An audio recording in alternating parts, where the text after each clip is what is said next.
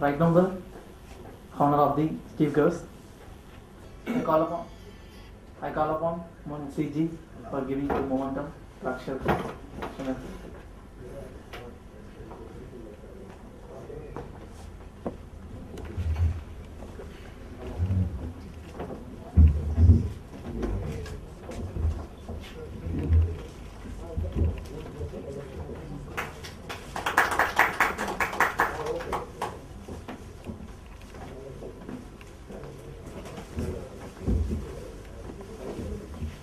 And I call upon Mr. Hussain Ali for giving momentum to Kuganandam, Chief Health Officer, Chennai.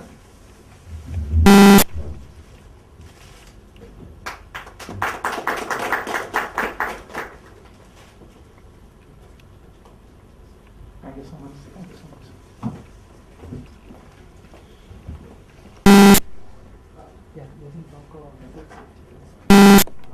Thank you, all of you, for your patience.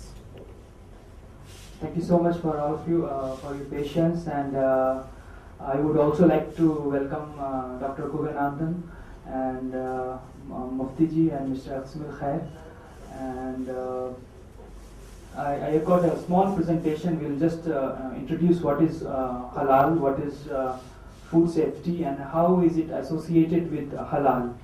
So please start. First of all, I would like to clarify that halal is not only associated with meat. It is the general perception that only meat is halal, or whatever is halal, it could be meat.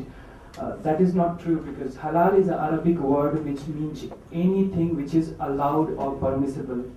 Now, in today's terms, in today's context, if you try to understand it, halal is anything which is safe for human consumption or use. Anything which is safe for human consumption or use is halal. So this is the basic definition, and it goes on in all walk of life. It's not just about food, it's about cosmetics, it's the way we dress ourselves, it's the way we walk, it's the way we talk, everything. It's a global lifestyle. And could you just move on to next slide now? These are the things that I just said, that halal is Arabic word which means lawful or allowed. Anything which is safe for human consumption or use is halal. And it's basically, if you talk in food context, it's standard dietary law which is laid out by Quran, and the Quran itself says that Quran is for all humanity.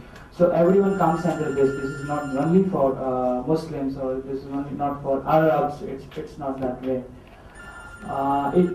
In terms of business also, there are a lot of things that will highlight. Could you please next step? Halal, we are not something new that we started a few years back and tried to implement new concept. I could remember that if you go to Wikipedia page, you will find a halal certificate in 17th century. So halal certification emerged in 17th century. Now it will be much easier now.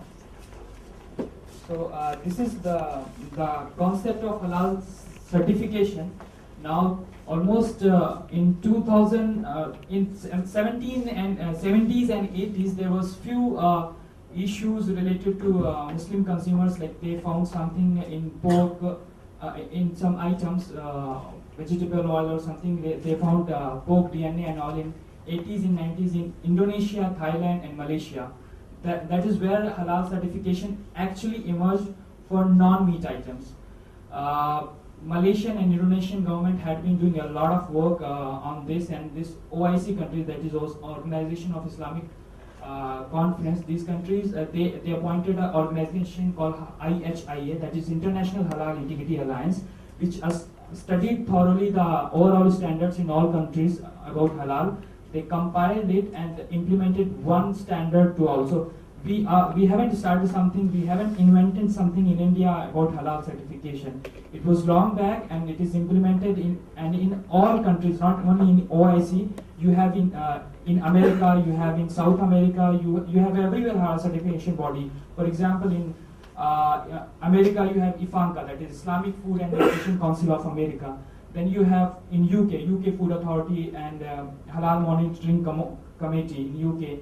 In Belgium, in France, everywhere it's there.